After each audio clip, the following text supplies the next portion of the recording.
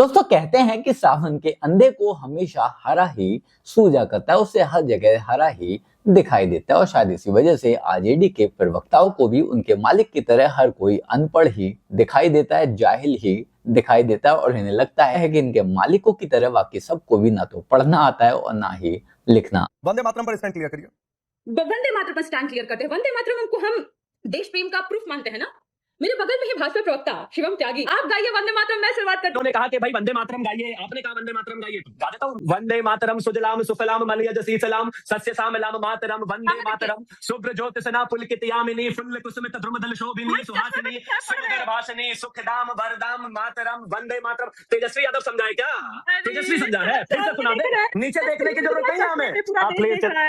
अरे भाई लोग देखो, आंख बंद करके गा दीजिए। आंख बंद करके गा देते, ये लीजिए आंख बंद करके गा देते। वंदे मातरम सुजलाम सुफलाम मलयजसी सलाम सस्य सामलाम मातरम वंदे मातरम शुभ्रज्योत सना पुलकितयामिनी फुल्ल कुसुमित द्रुमदल शोभिनी सुहासिनी सुंदर भाषिनी सुखदाम वरदाम मातरम वंदे मातरम। और बताइए, इन्होंने आंख खोल के कह दिया, आंख बंद करके कह दिया, उल्टा लटक के कह दिया, सीधा खड़ा होके कह दिया। मैंने कहा ना, अपने चारा चोरों से आंख खोल के पढ़ के भी गवा देना, तो शिवम त्यागी अपना नाम बदल देगा। चारा चोर की अनपढ़ पार्टी से आए हुए लोग होगा। दरअसल हमारे आज के डिबेट में आरजेडी के जाहिल प्रवक्ता लगातार शिवम त्यागी को वंदे मातरम गाने के लिए उकसा रही थी, चैलेंज कर रही थी कि आप इसे नहीं गा सकते, नहीं पढ़ सकते, जिसको लेकर शिवम त्यागी ने इसकी तो क्लास लगाई ही लगाई, साथ ही इसके कहने कि पूरे के पूरे लालू परिवार को धो डाला और कायदे से जलील किया है। बाकी क्या हुआ हमारे आज के इस बहस में, इस डिबेट में, आप खुद देखिए। आप भी राय बता दीजिए। अखिलेश यादव ने तो कहा कि वो रहमान वाला वंदे मातरम गाना चाहिए, मतलब यहाँ भी आप लोगों को भी वोट बैंक देखी क्या? ये लोग कौन सा काम है, चीज तो एक ही है ये सब। देखिए, एक तो आज 15 अगस्त के दिन सभी देशवासियों को और आपको और आपके सभी पैनलिस्ट को स्वतंत्रता दिवस की बहुत बहुत शुभकामनाएं। दूसरी बात, मुझे मैथिलीशरण गुप्त जी की एक पंक्ति याद आती है, उनकी कविता है कि एक समय जो ग्रह है दूसरे समय त्याज होता है, ऊष्मा में हिम के कंबल का भार कौन ढोता है। पहली बात तो यही हमारे लिए बहुत चिंता का विषय है, बहुत नासमझी की बात है, कुछ समझ से बाहर की बात है कि देश की स्वतंत्रता के 80 साल बाद हम इस बात पर चर्चा क्यों कर रहे हैं कि कौन सी पार्टी देशभक्त है, कौन सी पार्टी देशभक्त नहीं है। एक पार्टी को देशभक्त सिद्ध करने के लिए जो अब मैं तो ये कहना चाहता हूँ कि गधे को कितना ही भी नहलाया जाए और उसे क्रीम पाउडर लगाया जाए, उसका मेकअप किया जाए, वो कभी गाय नहीं बनता, गन बन सकता, गधा गधा ही रहेगा। ये सच्चाई तो इतिहास में दर्ज रहेगी कि आरएसएस, हिंदू महासभा और बीजेपी के पूर्व जो संगठन थे, ये सब लोग तिरंगे के विरोधी थे, राष्ट्रगान के विरोधी थे, भारत माता की जय बोलने के विरोधी थे, इंकलाब जिंदाबाद बोलने के विरोधी थे। जब तिरंगा फहराना एक वीरता की निशानी माना जाता था, देशभक्ति की निशानी माना जाता था, तब ये उससे दूरी बना के रखते थे। और आज जब देश आजाद है, आज जब हमें किसी का डर नहीं है, उस समय इंकलाब जिंदाबाद बोलने पर, वंदे मातरम गाने पे अंग्रेजों की पुलिस कोड़े बरसाती थी। तो जो देशभक्त लोग थे वो उस समय वंदे मातरम गाते थे, उस समय तिरंगा फहराते थे, उस समय इंकलाब जिंदाबाद बोलते थे। आज जब कोई डर नहीं है, देश आजाद है, तो आज ये इंकलाब जिंदाबाद बोल के या वंदे मातरम गा के अपना आपको देशभक्त सिद्ध करना चाहते हैं। अच्छा, देशभक्ति इतनी सी बातों से सिद्ध नहीं होती है। तो क्यों आज देशभक्त वो है जो भारत के संविधान जंतर मंतर पर इंकलाब जिंदाबाद हुआ, तब तो बड़ा अच्छा लगा था। भारत के संविधान का पालन सुनिए करना चाहता है। जब जंतर मंतर पर इंकलाब जिंदाबाद हुआ, ठीक है, तो आप लोगों को बड़ा अच्छा लगा। ये नारे बोलते रहेंगे, इस नारे में आपको क्या एतराज है? मुझे कहाँ एतराज है? तभी आप कह रहे हैं कि आज जरूरत है, फिर आप कह रहे हैं क्रांति है तो जरूरत है। तो पहले तय कर दीजिए कि जरूरत है कि नहीं जरूरत है। आप क्यों? मुझे इंकलाब जिंदाबाद से कोई दिक्कत नहीं है, मुझे कोई दिक्कत नहीं है भाटी जी, लेकिन ये डेफिनेशन बदलिए नहीं कि पहले जरूरत नहीं, फिर आज जरूरत है, फिर आज जरूरत है तो कल जरूरत नहीं। डेफिनेशन मत बदलिए। प्रियंका भारती जी, एक तो क्या ये वंदे मातरम का अपमान हुआ या नहीं हुआ, आप लोगों को जो दिखा, क्योंकि मैं 2 दिन से सुन रहा हूं, बड़ी अच्छी लाइन आरजेडी ले रही है। मेलोनी वाली बात पर भी मनोज झा ने बहुत अच्छी बात कही कि ये गैर शालीनता नहीं होना चाहिए था, और आज भी बता दीजिए क्या ये होना चाहिए था। और दूसरी बात है कि बहुत सारी बातें आज लाल किले से भी हुई, महिला आरक्षण पर बातचीत हुई, दिमागी नक्सलियों की बातचीत भी हुई। राकेश जी, दिमागी नक्सली की बात कर रहे हैं, बहुत बढ़िया की थी प्रधानमंत्री जी जो दिमागी नक्सली शब्द का जिक्र किए। हम तो सोच रहे हैं कि पूरा इतिहास ही उनको हम याद दिला दे, दिमागी नक्सली होते कौन है और कैसे दिखते हैं और क्या क्या करते हैं।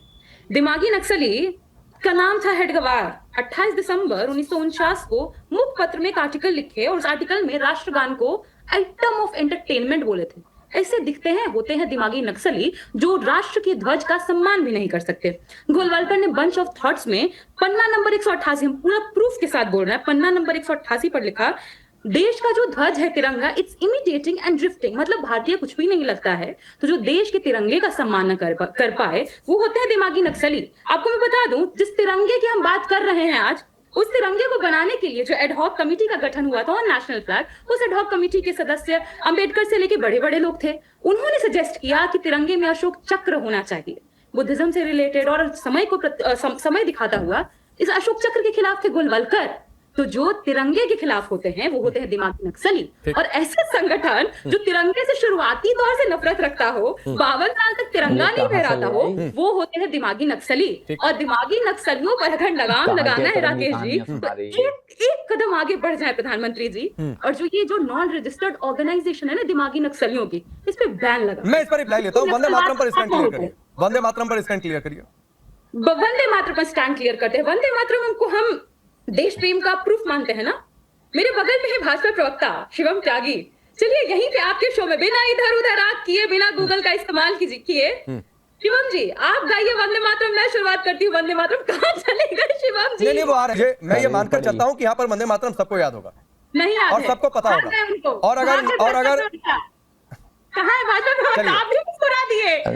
प्रियंका भारती जी मुझे बताया है पिछाड़ने की नेटवर्क की दिक्कत है, वो यूनिट से नहीं जुड़े हुए हैं, जूम से जुड़े हुए हैं, और जूम मोबाइल नेटवर्क पर काम करता है। ये आपको यस पीसीआर दोबारा कनेक्ट कर रहा है, ये आपको अच्छे तरीके से पता है। शिवम त्यागी, इस दौरान बहुत कुछ हो गया कि प्रियंका भारती जी ने कहा कि दिमागी नक्सली की सोच आप लोगों की है, और आरएसएस को लेकर उन्होंने बोला उस पर। और दूसरी बात है कि वंदे मातरम को लेकर भी कि आप लोग विरोधी शुरू से ही करते थे तिरंगे का, गाने के लिए बोला था, पहला और गाने का भी तो चैलेंज दे रही थी आपको। ठीक है, पहला सारा करके जाऊंगा। पहला एक चीज कहना चाहता हूं कि दिमागी नक्सली हो या ऑन ग्राउंड नक्सली हो, हम दोनों नक्सलियों को खत्म करने के लिए इस देश में सरकार में आए और करके जाएंगे। तो किसी को अगर किसी तरह की गलतफहमी हो तो वो अपने दिमाग से निकाल देना।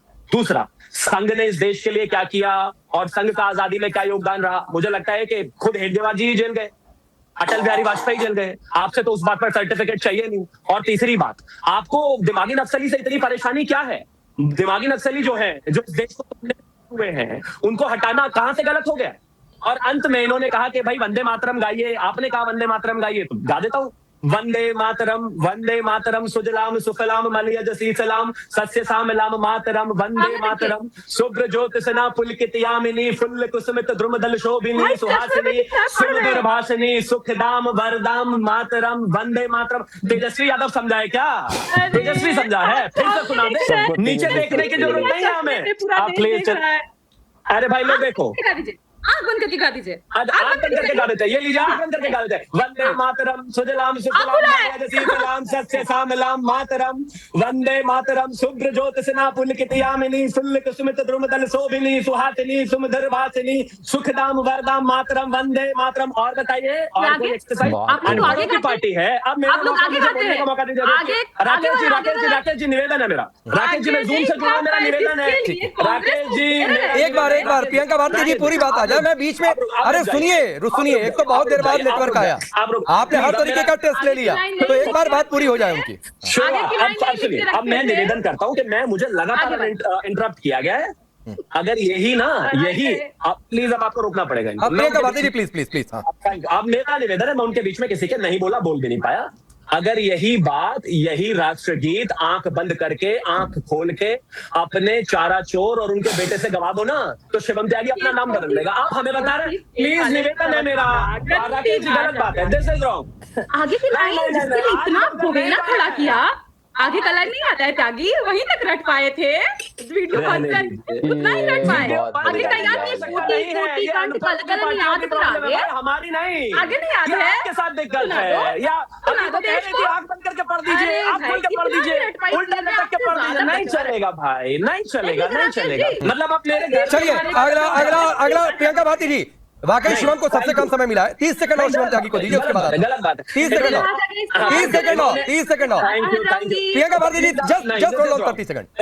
This is wrong. इन्होंने आंख खोल के कह दिया, आंख बंद करके कह दिया, उल्टा लटक के कह दिया, सीधा खड़ा होके कह दिया। मैंने कहा ना, अपने चारा चोरों से आंख खोल के पढ़ के भी गवा देना, तो शिवम त्यागी अपना नाम बदल देगा। चारा चोर की अनपढ़ पार्टी से आए हुए चलिए वैसे वंदे मातरम संस्कृत में है और मुझे नहीं लगता कि ये लोग संस्कृत छोड़ो हिंदी में लिखा हुआ भी पढ़कर बोल पाएंगे, क्योंकि जिस तरह से लालू यादव के परिवार का पढ़ाई लिखाई में हाथ तंग है वो किसी से भी छुपा हुआ नहीं है। इसलिए शायद ये वंदे मातरम ना तो कभी गाते हुए दिखाई देते हैं और ना ही बोलते हो। शायद इसी वजह से इनके समर्थक भी वंदे मातरम के साथ में नहीं खड़े हैं, क्योंकि अगर मालिक ही कोई चीज नहीं पढ़ पाएगा, नहीं बोल पाएगा, तो उसके समर्थक वो चीज करते हुए अच्छे तो नहीं लगेंगे। बाकी आप लोग इस बारे में क्या सोचते हैं कमेंट कर जरूर बताएं।